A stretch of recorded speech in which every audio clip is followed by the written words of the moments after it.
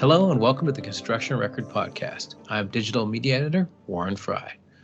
On this episode of the podcast, I do a deep dive with construction leaders from the West and the East as they look at what they liked and more often what they didn't about the recent federal budget.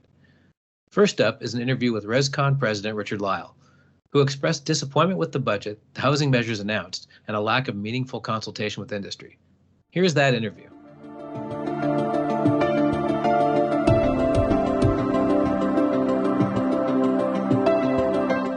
I'm here talking to Richard because the budget came out last week and I want to get sort of a reaction. I'm also going to be talking to Chris Atchison later to get the Western point of view. But from the Eastern point of view, I did a reaction story last week, and overall, at least in the West, it might be a different story in the East, they were pretty disappointed with it. There was a lot of, there's a lot of sizzle but no steak happening here. So I wanted to get the A, Eastern's take on it, and B, the housing take on it, because you'd be very well poised to explain that. There's a lot of housing in this budget. But the kind of idea was, well, okay, where's the plan? Who's going to build it, et cetera? So anyway, take it away, Richard. Well, I mean, the budget was sort of purported to be Canada's housing plan, and it's really not. I mean, there's some few good things in there. There's some stuff in there that really didn't make a lot of sense. For example, the big clanger was the changes to the capital gains tax, which is now the issue coming up. Budget, people are quickly forgetting the other elements. One, which was very good, which is the change to the capital cost allowances, which is good for purpose-built rental housing. That was, for me, that was the big one. A lot of the other stuff was, it was okay, you know, RESP and various other things and data. Okay, everybody wants better data. And, you know, certainly there was a lot of room for improvement there. You know, the Housing Accelerator Fund, I'm not sold on that idea.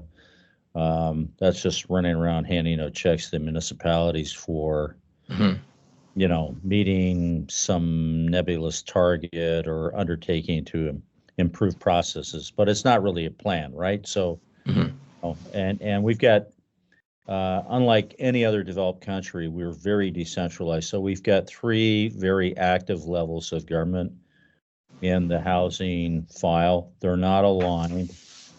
We don't manage infrastructure funding properly. We're moving in the wrong direction in some areas. I know Calgary's very busy, but Toronto's slowing down, for example. Vancouver's on another planet. It's always been sort of an anomaly in the development world. But in the engine of growth of Canada, which is the Central Ontario, Greater Toronto area, supply is dropping, and we're actually starting to see, we've got, you know, hundreds of crews sitting at home now, not working, because sales started to fall last year. And of course, last year we said, hey, sales are falling. This is not going in the right direction. Our costs are too high. Taxes, fees, and levies on new housing are too high.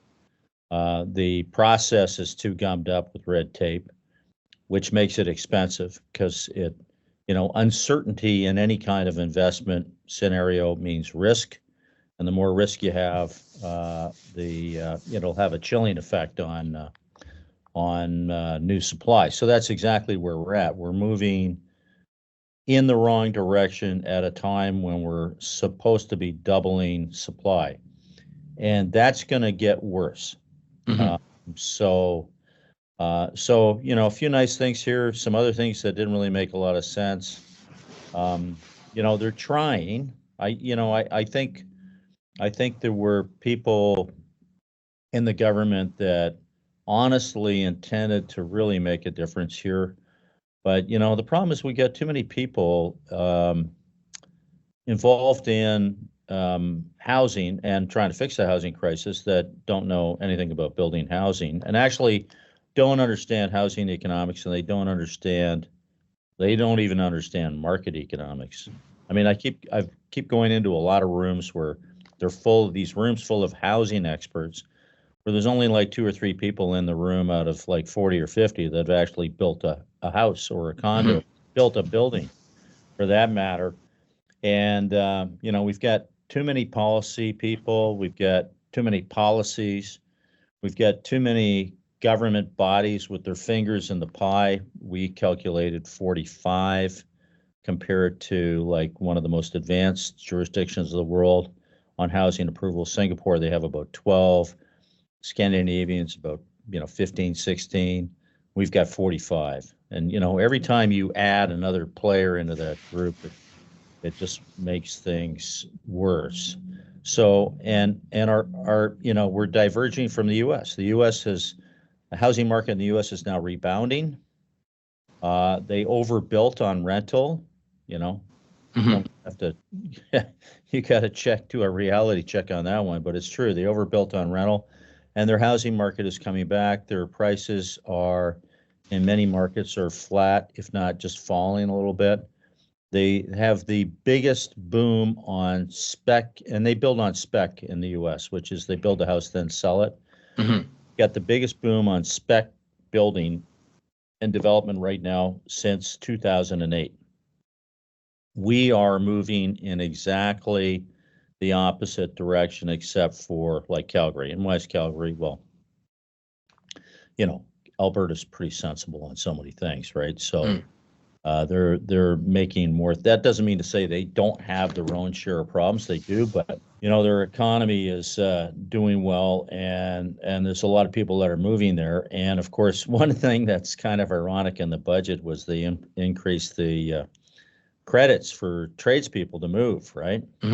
Used to be a cap of $4,000 on that. Well, now, if you want to move to Alberta and you're a contractor, tradesperson, skilled trades, some pretty good tax credits there to do that, which again is kind of ironic because we don't really want to lose people. And then, now with NAFTA too, all you need to move to the U.S. is a real job offer. And U.S. unemployment's at 3.8. We're at 6.1. They need people.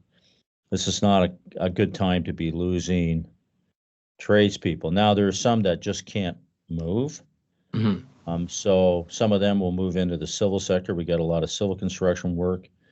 There is ICI's, the union portion of ICI is busy, but it's not that big, right? So there's a much bigger non-union component in that part of the world. So it's, but some people will maybe find some work there. But yeah, I'm not, and these numbers are coming out now. So I don't see anything in this budget that's going to really turn that around, except it'll encourage some future development in some purpose-built rental and some additional financing there, which is, that's okay. That's good. But no, we're not really dealing with the underlying structural issues that we have with housing. We're not really dealing with our underlying excess costs, because like basically in our neck of the woods, about $1 million worth of housing, you could probably cut $300,000 in taxes and process costs, where the governments would still get a big chunk of change from housing, about 10% tax. And, the process, they don't lose anything on process, just makes that more efficient, but it costs the industry less and thereby lowers the cost of housing. So we can make some real improvements there. And that's huge, right? That's more than a down payment today. So I like to tell people that, your $200,000, 20% down payment today for your average Joe and Dorothy is basically the increase in taxes in the last 15 years, which is just wrong. One of the things I heard was from many sources was that they were concerned that, okay, you're going to build these houses, well, with who?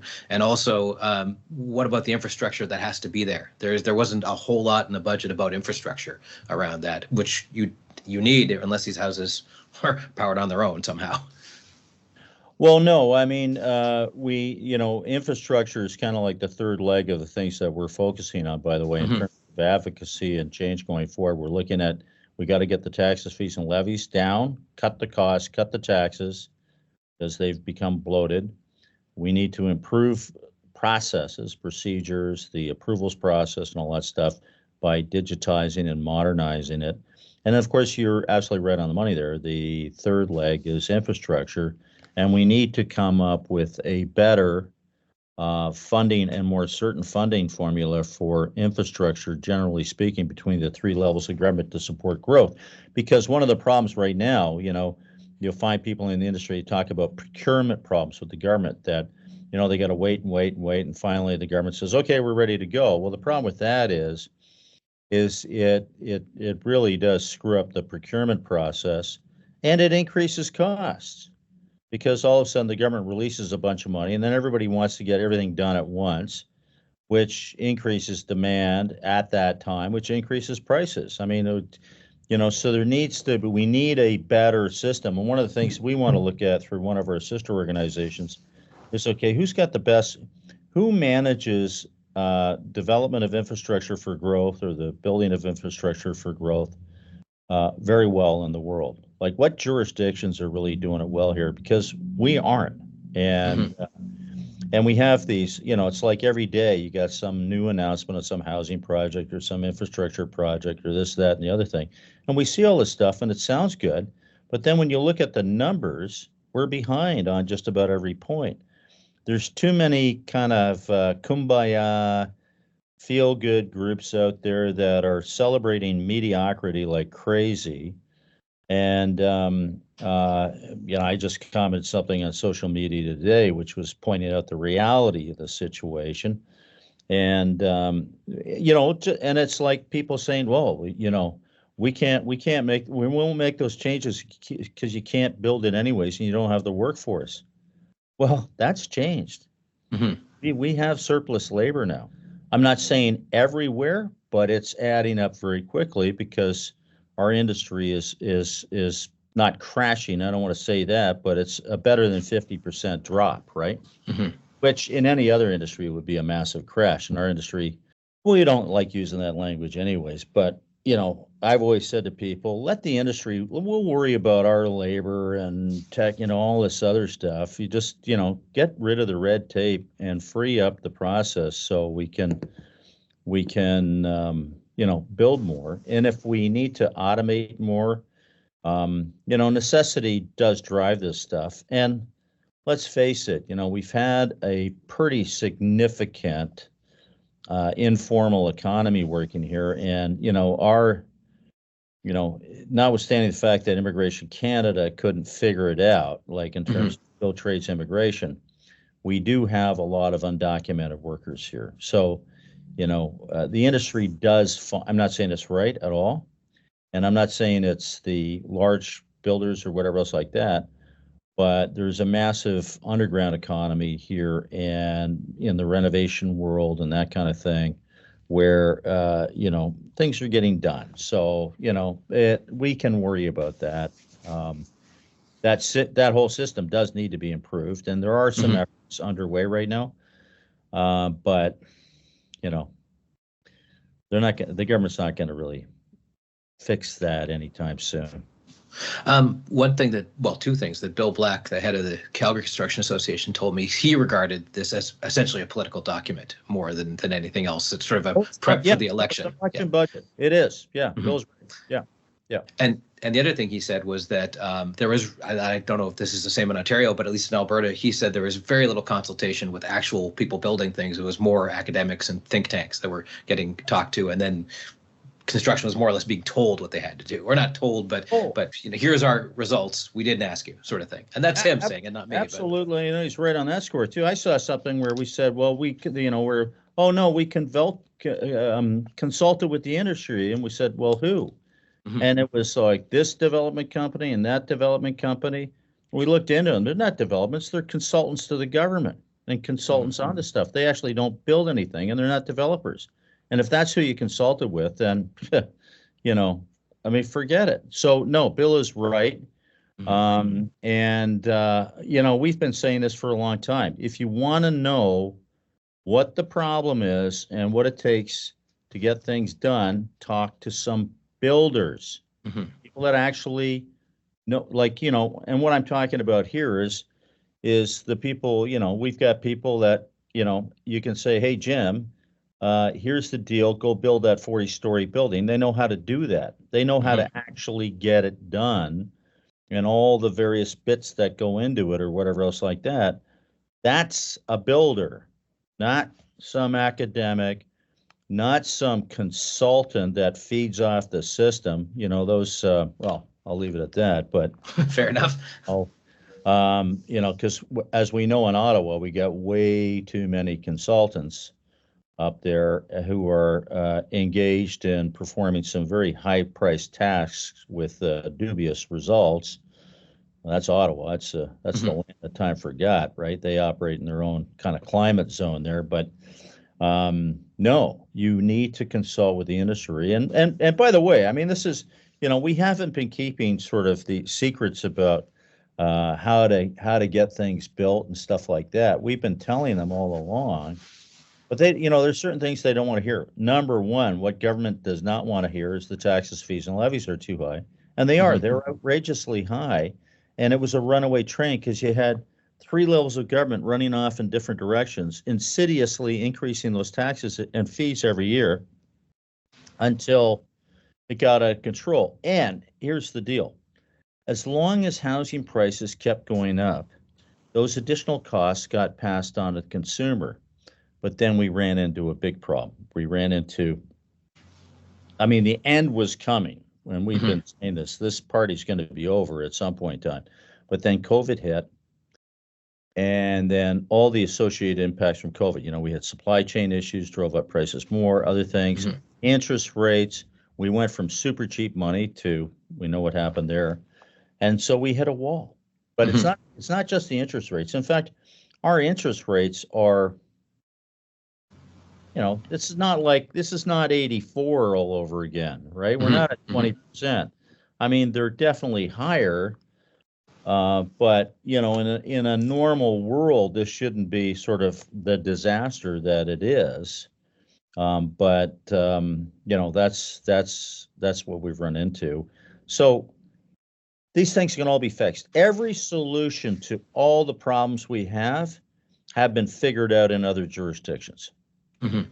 And it's just that we are not nimble with the three levels of government, and then you get, one level is conservative, one level is, like you look at Ontario, Toronto's NDP, the province is conservative, and the federal government's liberal. They don't play well together, right? And so trying to align them on this stuff, and because there's no national housing plan, right? Let's get that out of the way. Because an actual plan is where you say, okay, we do need this amount of housing. Now, let's break it down and figure out how are we going to get there. And take this budget, for example. How many units of housing are going to come out of this budget? And that's some, baloney estimate. They come some of these things, but actual break it down, right? And where and what and whatever, and what's the role of the province, what's the role of municipalities, how does this all come together, and how do we get where we need to go? Well, there is no plan like that. There's no plan. Now, one of the things we talked about last time we talked was about how government in the 70s and 80s, or at least 60s, would build along with private sector. And one thing that struck me in the budget was that they are actually saying, okay, these government buildings we aren't using, or they're very little used, we're going to turn these into residential. Is that just optics, or is that sort of a good sign of things to come, or neither? Well, they should have been doing that all along, where they've got unused properties, or where and for any number of reasons they can do something with it. Okay, so they're doing that now. They've announced that. Now, how long do you think it's going to take before you can actually do something on one of those properties? There is no quick, short-term fixed solution there. It's going to take forever to identify and basically convert or sell or approve. Because first of all, you gotta sell the land or transfer it or do something with it. Then you've got to design, and you've got site servicing and all these other things. Then you've got to get that approved, and then so we're talking years, right? So there's no fast thing there. The thing that they have to do, and they're dancing around it, and I'll give you a clue here. They did it with purpose-built rental, where they cut the HST on purpose-built rental, new purpose-built rental. They've got to do that at least for first-time home buyers. And people say, oh, well, that's going to create a problem, blah, blah, blah, in its own right. I said, look, we're hitting a wall one way or the other. So we're going to feel pain coming out of this housing crisis, and it's more than a housing crisis, one way or the other. The question is, how long do you want that pain to last? So you need to shock the system, cut the costs, cut the taxes, cut the approvals process dramatically. I mean, we've got building codes. We know what we're doing. We haven't, how many collapsed buildings have there been in Canada? I mean, honestly, we're buried in officials and regulatory red tape, and you can dispense with about half of that stuff. And we'll still build safe buildings that are beautiful and everybody else like that. I mean, get rid of the architectural design panels and things like that. I mean, some of these other delays. If people would be absolutely horrified if they really knew the truth. And actually, we're writing a story on this. We're calling it it's like the builder's story about how your average builder, the process, the difficulty they have just with getting something built, right? Mm-hmm. Getting something approved, getting the design approved, financing, dealing with an uncertain, unpredictable approvals process, which is fraught with risk, right? Because if you get delayed for a year for some idiotic reason, some allocation that's not there, some permit that didn't get signed off in time, or you're waiting for the final verification of something and it's sitting on somebody's desk and they'll write it when they feel like it, right? Because remember, in our process, we've got a huge amount of paid fee-for-service monopoly providers that the industry pays, like all these permits, the industry pays for all that. It's a service they pay for. Mm-hmm. But there's, the performance standards aren't there, really. KPIs. I mean, we're looking at that now. The City of Toronto actually just did something really good on that, where they've produced a dashboard now revealing, how long it's taken to get things approved. The first one came out and it was consistent with what we were saying was happening, which was actually nice.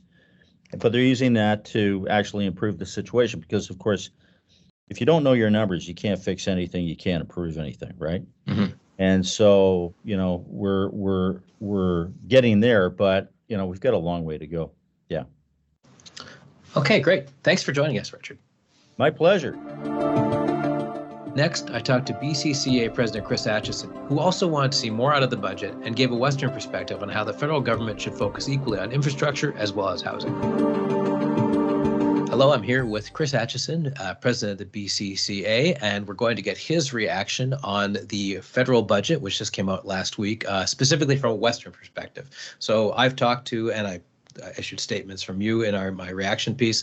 Basically, I would say the reaction was nonplussed, to put it mildly, in the West. So maybe you could give the BC sort of segment of that.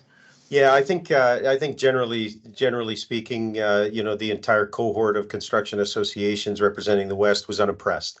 Mm-hmm. I think that we much of what was forthcoming in the budget was pre-announced, was out there. There didn't seem to be a lot of net new coming in through the budget. It was, the focus was on those areas that have been well telegraphed and well articulated and demonstrated mm-hmm. in housing and the urgency around speeding up permitting processes, things that seemed from a Western perspective as those are things that the provincial government is already, or provincial entities are already moving with a sense of urgency on that. So the fact that the federal government would insert itself and layer over top of some kind of common sense practices that are already being undertaken, it doesn't mm-hmm. seem new. It doesn't seem overly inspiring. And the fact that, again, the infrastructure needs of all of Canada, but in particular with our focus being on Western Canada, is there doesn't seem to be a leadership perspective on addressing the infrastructure intersect of where it's important to say that this is a commanding area of concern when you line it up in parallel with what the housing needs are. You you can't just offer a housing solution without considering the infrastructure needs that correlate to that. To that obvious need that we've been talking about for the better part of the last year about this critical housing shortage. It's a critical housing shortage for sure, but there's a critical infrastructure deficit in the country that needs to be addressed in tandem. And that's where our membership, that's where our industry, and quite frankly, that's where the focus of the construction association networks has been trying to insert that voice of reason into a discussion that seems to be bowing to the rhetoric and bowing to what the public needs without taking a real leadership position on what it needs to build for the future. Another thing I heard from many people is that this doesn't really address the labor component. Like, people need to actually build these houses. Yeah, well, and I think, Warren, we've had many discussions about commitment to workforce, and there is going to be it's not a chicken or egg. It's not an either or. It's about using the opportunity to build and whatever we need to build, whether it's single unit residential, multi-unit residential, whether it's industrial, commercial, whatever our economy is going to need, it's going to need to be built. And the high opportunity occupations that exist in the construction industry are going to take a workforce that's larger than we presently have at hand. So in order to, I think, elevate the nature of our industry, we need to keep talking about these great jobs, these great opportunities for our kids that are in schools that need to be, we need to be breaking down the systemic barriers that have prevented them from considering those opportunities. And we're making headway there, but we also need to be putting the appropriate policy reforms in place all the way through to Ottawa, so that we can make it easier for skilled newcomers to come to British Columbia, to come to Canada, to be part of the building solutions, the building of that infrastructure and those new houses that are going to be required for our immigration numbers are huge. We want those immigration numbers. We need those people to come to build our economy, and quite frankly, to build the housing and infrastructure that's going to be commanded across this country. Another thing I was told by a couple of different people, association heads, was that this is essentially a political document. It's more a response to what Paul Hebert is complaining about than it is an actual policy. I mean, I don't know if you want to get that spicy about it, but what are your thoughts?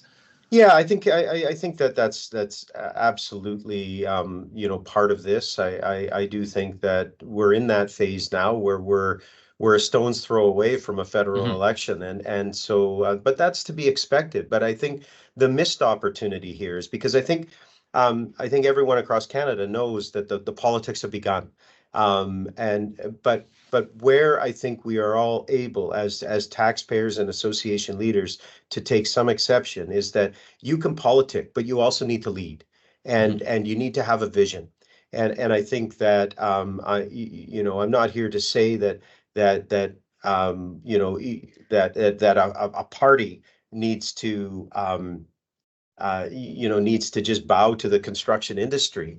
But I do think that the party in leadership that still has the stage needs to be able to send a message that they are capable of setting a vision that is beyond a response. They need to set a vision that is actually for the benefit of all of Canada. And in this case, in particular, where we see Western Canadian construction association leaders all saying relatively the same thing, that this is lacking in leadership on serious components that affect our industry and our membership and our reality, quite frankly, in terms of how we are expected to respond to the cascading mandate and cascading announcements. This doesn't measure up. Now, just in terms of positive stuff, I can think of one thing off the top of my head, which is that they've put in new measures to make sure that Indigenous groups get more chances at equity in major projects. So that'd be one example. What do you think of that in the first place? Yeah. And what would be some other examples of good things in the budget? Yeah, absolutely. I think that any opportunities, and this is it's very important to talk about these aspects as well, as the provincial and federal government's commitment to make sure that equity deserving groups have opportunities not only in major projects, but in all aspects of the the workforce that serves directly or in peripheral ways to the economic impact of construction.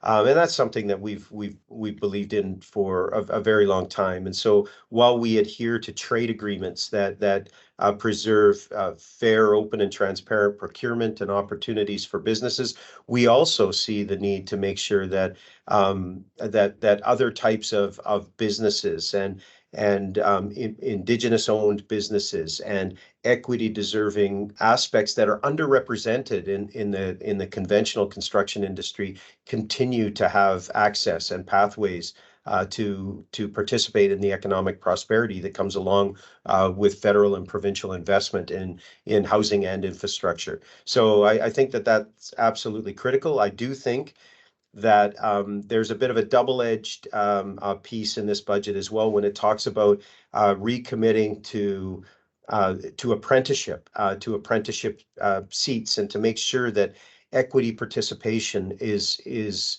emphasized and part of that focus about building that apprenticeship pool. So I have no issues with that, and I celebrate that. And I think that there are entities like the BC Construction Association across this country for the past 2 years that have been part of a federal program to do just that.